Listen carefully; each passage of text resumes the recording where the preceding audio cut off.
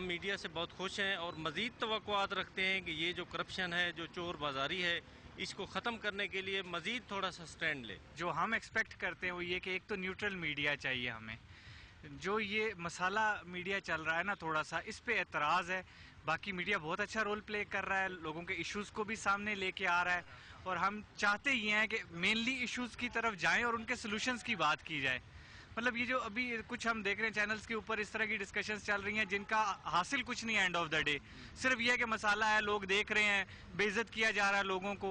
Even सियासतदान भी हमारे ही भाई हैं, हम में से ही हैं। बहुत ज़्यादा सियासी तौर पे जो है ना कशमकश उन्होंने और आवाम में रुझान भी पैदा कर रहे हैं। मीडिया एक लिहाज से मजबूत रोल भी कर रहा है, लेकिन बाद दफ़ा ऐसी जो है ना हदें फलांग देते हैं कि आवाम में जानी कैफियत और तनाव की कैफियत जो वो उभार देते हैं और आवाम जो है ना बेचैन दिखाई देते हैं कि ये कैसा मीडिया है। कभी जो है ना किसी एक इशू को हफ्ता हफ्ता पूरा उसको जो है ना वो चलाते रहते हैं फिल्में एक एक इशू की। जो कुछ भी फैक्चुअल बेसिस के ऊपर हो रहा हो वही दिखाया जाए, उसमें अपनी तरफ से कोई चीज़ मतलब बाइज्ड नहीं होना चाहिए। मीडिया तो बहुत अच्छा रोल कर रहा है और मैं समझता हूँ कि सारे मीडिया, सारे चैनल्स बहुत अच्छा रोल कर रहे हैं। उस कंपटीशन से ये फ़ायदा है कि लोगों को अवेयरनेस मिल रही है और हमारी एजुकेशन भी आगे बढ़ रही है। आपने नाज़रीन आरा सुन ली। मीडिया से तवक्कुआत क्या वाबस्ता है? आवाम की तवक्कुआत का ढेर है, कौमी ज़रूरत भी है इन तवक्कुआत को पूरा करना और मजबूरी भी है। कल के थीम को आगे चलाते हुए हमें दो नए पैनलिस्ट ने ज्वाइन किया है। अबसार आलम आज टेलीविज़न से, काशिफ अब्बासी एयरवाई टेलीविज़न से। दोनों का मैं बहुत मशकूर हूँ कि आपने हमें ज्वाइन किया। पुराने पैनल में से हमारे पास मतीउल्लाह जान मौजूद हैं, सना बुच्चा भी जियो से हमें ज्वाइन कर रही हैं, उनका भी मशकूर हूँ, और मुबशर लुकमान से we trying to get through to him again. Let me ask you Absar कि पहले तो हम ये तय कर लें कि आपकी नज़र में बैसियत सहाफ़ी, टैक्स पेइंग पाकिस्तानी, जिस पर तमाम वो माहौल असरअंदाज होता है जिसका आप तज्जिया करते, सोर्स ऑफ प्रॉब्लम आजकल क्या है पाकिस्तान के अंदर? कितना बड़ा क्राइसिस है क्या क्राइसिस पाकिस्तान? डिफाइनिंग मोमेंट पहले भी कहते रहे बहुत दफ़ा, लेकिन अभी हमें फैसला करना होगा।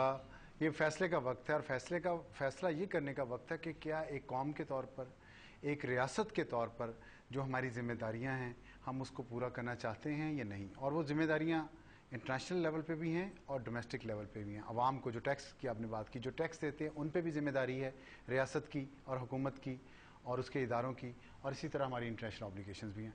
हमने ये फैसला करना है इस वक्त कि क्या हम वो निभाना चाहते हैं, और अगर हम वो नहीं निभाना चाहते या उनको अवॉइड करना चाहते हैं या कर रहे हैं तो इसके नताज हमारे लिए बहुत ख़तरनाक होंगे।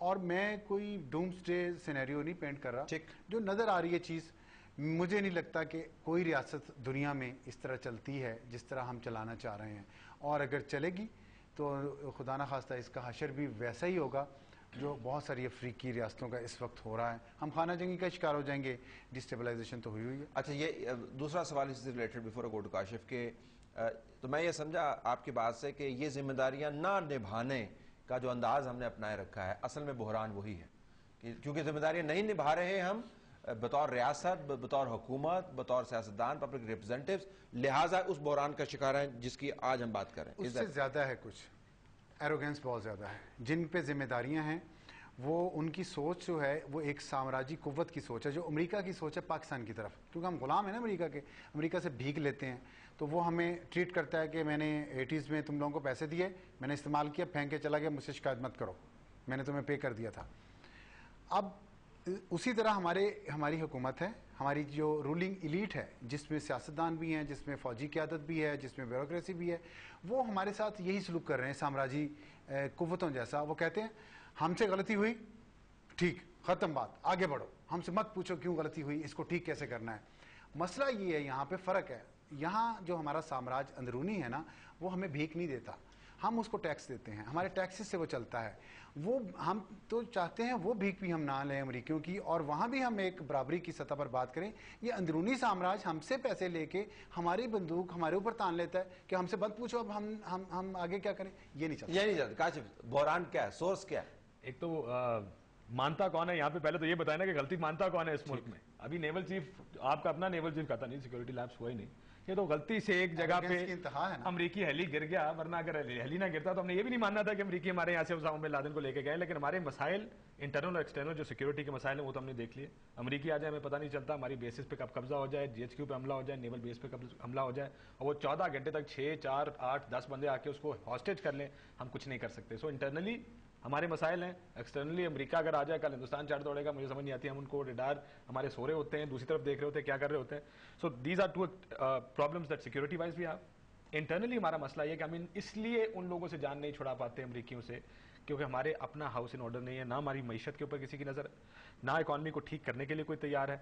इस वक्त अगर बुनियादी मसाइल देखें, गवर्नेंस के मसाइल हैं, ट्रांसपेरेंसी के मसाइल हैं, हुकूमत की नॉन परफॉर्मेंस के मसाइल हैं। सो इंस्टीट्यूशनली हम बैंकरप्ट हैं इस वक्त, चाहे सिक्योरिटी का मामला हो, चाहे पॉलिटिकल और सिविलियन लीडरशिप का मामला हो। सो हमारा सबसे बड़ा मसला इस वक्त ये कि हम बैंकरप्ट हैं लीडरशिप के मामले में और परफॉर्मेंस के मामले में। एक्सेप्शनल सर्कमस्टेंसेस हैं ऐसे और साम्राज्यी कूतों के ताबे हैं, जिस तरह अफसार ने बयान किया।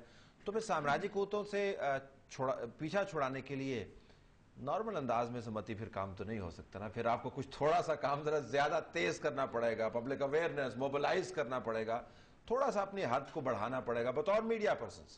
बिल्कुल तलत, मगर एक तिकोन है बदएतमादी की।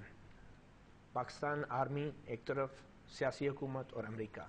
हालत यह है कि अमेरिका आर्मी और सियासी हुकूमत को अलहदा डील कर रहा है, और सियासी हुकूमत ये समझती है अगर हमने ये फैसला किया तो फ़ौज जो है हमारा साथ नहीं देगी।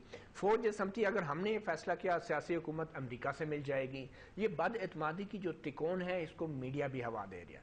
मीडिया कैसे हवा दे रहा है? पिछले दिनों बहुत सीनियर जर्नलिस्ट का मैंने इंटरव्यू किया जो चला नहीं अपने गिरबान में, तो उन्होंने बड़े टॉप जर्नलों को इंटरव्यू किए, उनके नाम नहीं छापे मगर उनके तमाम सियासी बयानात छाप दिए। फिर मैंने उनसे पूछा उस इंटरव्यू में कि आपके ख्याल में जर्नल सियासत नहीं कर रहे, अपना नाम तो नहीं छपवाते और इस शर्त पे बयानात देते हैं कि उनका नाम ना छपे, मतलब कोई ऐसी बात है जो कि जिस पे वो अपना नाम जाहिर नहीं करना मगर सियासत करते हैं, और हम उनके बयानात मनोअन छापते हैं top journals, top sources, top military decision makers कह के, और सियासी हुकूमत के खिलाफ वो बयानात होते हैं। हम इस बदएतमादी की तिकोन को हवा देते हैं जिसकी वजह से सियासी हुकूमत भी कमजोर होती है। कोई भी फैसला करने से पहले सोचती है फौज क्या सोचेगी, सर्विंग जनरल्स के जी उन्होंने खुद लिखा अपने न्यूज़ रिपोर्ट। देखिए पूरी दुनिया में होता है, देखें, लेकिन सियासी बयानात, मेरी बात है, सियासी बयानात जनरल सियासी बयानात नहीं देते, हम उसको हवा देते हैं उनके। तो बॉब वुडवर्ड की किताब क्या है वैसे? बॉब वुडवर्ड की किताब देखिए, बॉब वुडवर्ड की किताब है वो सियासी पाकिस्तान का सियासी जो सिस्टम है वो बॉब वुडवर्ड को आप उससे कंपेयर नहीं कर सकते। मैं कह रहा हूं उसके अंदर भी एक प्रेसिडेंशियल लॉबी ने आर्मी की लॉबी के साथ जो उनके टेंशंस थी उसको हाईलाइट किया। जर्नलिस्टिक प्रिंसिपल्स की बात हो रही है, सियासत की बात पे जो डिबेट है उसका पैराडाइम टोटली डिफरेंट है। वहां पे उस डिबेट को डिसीजन मेकिंग के लिए यूज किया जाता है। यहाँ पे डिबेट पे सियासी हुकूमत को अपना पता ही नहीं होता। आपका प्रोग्राम नहीं चलता है। सना ये हम इन हालात में हैं जिसके अंदर हमें अपने कद से बढ़ के छलांग लगानी है और अपने अमूमी रोल से बढ़ के हमें रोल प्ले करना है। दोबारा इस बात के ऊपर वापस आते हैं, उस रोल के अलावा जो मीडिया इस वक्त प्ले कर सकता है, हम क्या कर सकते हैं? Go ahead Sana. अभी जो अफसार ने बात की, एक तो I resent what Afsar said about की फैक्ट कि हम अमेरिका से भीख लेते हैं। हम अमेरिका से भीख नहीं लेते, हम अमेरिका से एड लेते हैं। जब तक हम इसकी निशानदेही करते रहेंगे कि हम अमेरिका से भीख लेते हैं और साम्राज्य है और हमारे पास तो बड़ा जुल्म हो रहा है, हमने जो पूरी दुनिया के साथ कर दिया, जब तक हम ये खुलकर नहीं कहेंगे कि हम क्या कर रहे हैं यहाँ पे 1979 से लेकर बल्कि अब तक हमने जो कर दिया, जो हमारा किरदार है हमारे अपने फेलियर में, अपने क्राइसिस में, जब तक हम उसकी बात नहीं करेंगे और हम शुरू बात अमेरिका से करते हैं आखिर बात अमेरिका पे खत्म करते हैं। और अगर ये सवाल मैं उठा लेती हूँ, तरत मैं आपसे बात करती हूँ, ड्रोन हमलों की बात कर लेते हैं। परसों के शो में मैंने इमरान खान साहब के एक रिप्रेजेंटेटिव थे, उनसे मेरी कुछ हो भी गई अनबन, लाइव शो था, थोड़ा गुस्सा मुझे भी आ गया, नहीं आना चाहिए था लेकिन आ गया क्योंकि किसी के पास रीजनेबल जवाब नहीं है। और उसके बाद अगर आप मेरा हेट मेल देख लें, मेरे फेसबुक के पेज पे देख लें, ट्विटर पे देख लें, तो मैं CIA एजेंट हूँ, मैं रॉ की एजेंट हूँ, मैं जू न्यूज़ की कारिंदा हूँ। तो कहने का मकसद है कि यहाँ पर अकाउंटेबिलिटी तो नहीं है, वो तो हमारे मतलब किसी के लिए भी नहीं है। अकाउंटेबिलिटी किसकी है जी? सना बुच्चा की अकाउंटेबिलिटी है। अकाउंटेबिलिटी किसकी है जी? तलत हुसैन की अकाउंटेबिलिटी है, नजम सेठी की अकाउंटेबिलिटी है। क्योंकि आपने वो बात कर दी है जो इस मीडिया में आज तक बात ना एक्सेप्टेबल है, ना कोई मानने को तैयार है, ना इस पर कोई बात करता है। हम ड्रोन हमलों की दिखाते नहीं है फुटेज, क्या मतलब है नहीं दिखाते? कवरेज नहीं देते थे इमरान खान को, क्यों नहीं देते? एक घंटे के शो पे वो आपके शो से उठ के किसी और के शो पे जाते हैं, आपके शो से से उठ के पहले वो 8 से 9 वाले में होते हैं, 9 से 10 वाले में होते हैं, फिर 10 से 11 वाले में होते हैं। अल्हम्दुलिल्लाह उनको 3 घंटे की कवरेज आप लोग देते हैं, पर किसी ने मीडिया पार्टनर आपके साथ है। सॉरी, मीडिया पार्टनर आपके साथ है वो इमरान खान जी। मीडिया पार्टनर वो हमारे साथ क्रिकेट के लिए हैं, and I want to keep that very clear. वो मैच फिक्स करते हैं, उसके साथ का जो अरेंजमेंट है, एक्सपोजर, मीडिया एक्सपोजर बहुत है।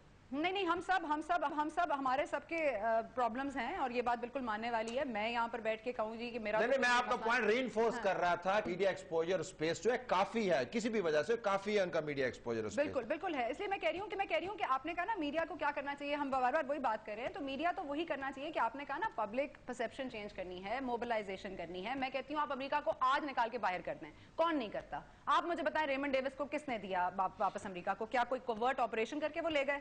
मुझे बताएं जिस दिन जॉन कैरी साहब यहाँ तशरीफ लाते हैं उसी दिन उनकी फैमिली जो पता नहीं कब से हाइडिंग में थी अचानक से सामने मीडिया के उसी दिन आ जाते हैं कि जी कैरी साहब ने हमें 2 दफा फोन किया था, फलाने ने हमें 3 दफा फोन किया था। मतलब आप लोगों को ये टाइमिंग कुछ अजीब नहीं लगती? मतलब हम इस पर बात करते हैं कि ड्रोन हमला मार दिया, इस पर बात करते हैं कि जी अमेरिका ने आके कोवर्ट ऑपरेशन कर दिया, इस पर बात नहीं करते उसामा बिन लादेन यहाँ 6 साल से क्या कर रहा था, इस पर कोई बात नहीं करते। होती है बहुत, but I take your point कि हमें जो है अंदरूनी हालात का तज्जिया जो है वो उतना ही करना चाहिए जितने बैरूनी। ऑनेस्ट होना चाहिए। मुझे बताने ड्रोन हमले यहाँ शुरू क्यों हुए? क्योंकि अमेरिका को एक दिन अचानक से एहसास हुआ कि ये हमसे भीख लेता है तो इन पे ड्रोन मार देते हैं। मतलब मैं अमेरिका को डिफेंड नहीं कर रही, अमेरिका डिफेंड हो भी नहीं सकता ना, मैं ड्रोन हमलों को डिफेंड कर रही हूँ। लेकिन मैं कह रही हूँ यहाँ पे प्रॉब्लम कहाँ से आया? ड्रोन हमला पहला हुआ ही क्यों? मतलब आप ये इस पर बात कोई नहीं करता, कोई बात रीजन। ब्रेक है, ब्रेक के बाद मैं स्टूडियो में बात आता हूँ कि हमारा मीडिया का इस हल की तलाश में फोकस किस तरफ ज्यादा होना चाहिए और कितना ऑनेस्टी होना चाहिए। नाज़रीन हमारे पास पैनलिस्ट मौजूद हैं। मीडिया इस बहरान को हल करने में क्या किरदार अदा कर सकता है? स्टेडियम में